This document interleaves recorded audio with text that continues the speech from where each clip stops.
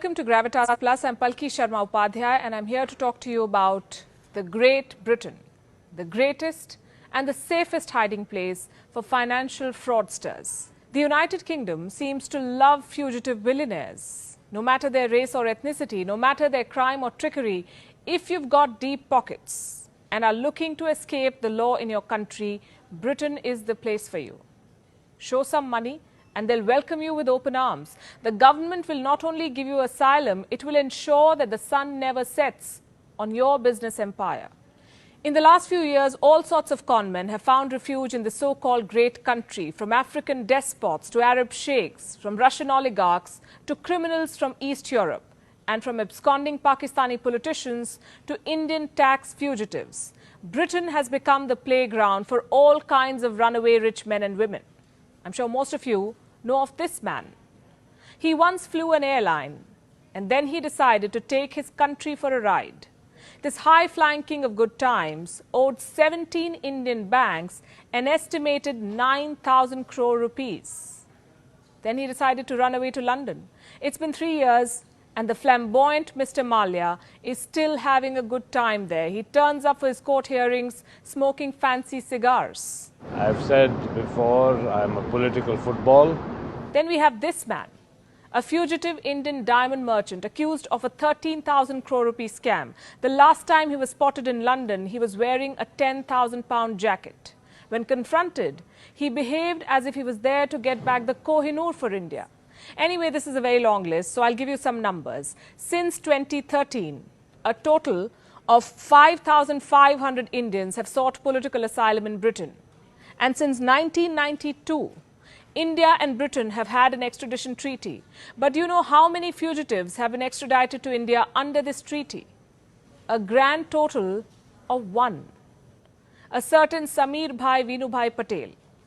This was in 2016. All other extradition requests remain pending till date.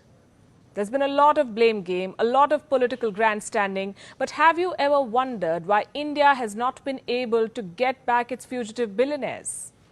Because of the cleverly devised British laws. And no, I'll not launch into a lecture on law, just a few pointers. Britain's legal system is the biggest hurdle in the extradition process.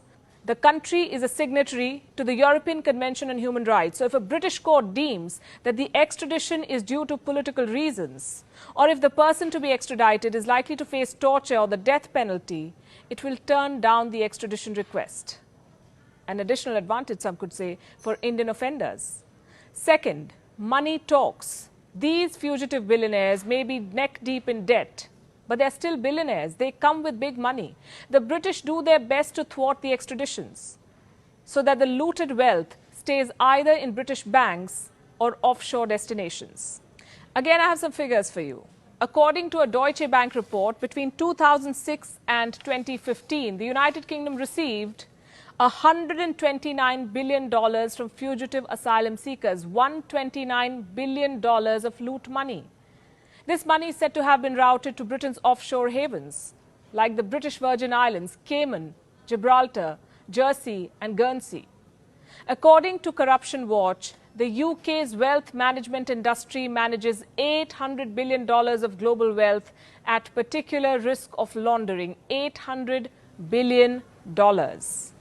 Point number 3. Inaction, or FCA, is Britain's regulator for the financial sector. According to Corruption Watch, this body has brought 0 prosecutions over money laundering since the year 2007. So for 13 long years, this body has withstood global pressure and provided full protection to investors and fugitive businessmen against any legal scrutiny. So whether you're accused of money laundering, trip trading or hedging securities, the British financial industry and its opaque laws have got your back. And the fourth point, Britain has some of the best legal brains. Top British lawmakers are fighting for these fugitive billionaires. These are people who also understand the Indian law well. Boutique Law, a top-notch legal firm, is looking after Vijay Mallya's case. This firm is co-managed by Anand Dubey, one of Britain's top legal eagles. When the former British Prime Minister Theresa May was the country's Home Secretary, she appointed this man to a panel to review the UK's extradition arrangements. he once advised the country's Home Secretary. His firm is now fighting Vijay Mallya's case. Nirav Modi is also said to be soliciting the services of the very same firm.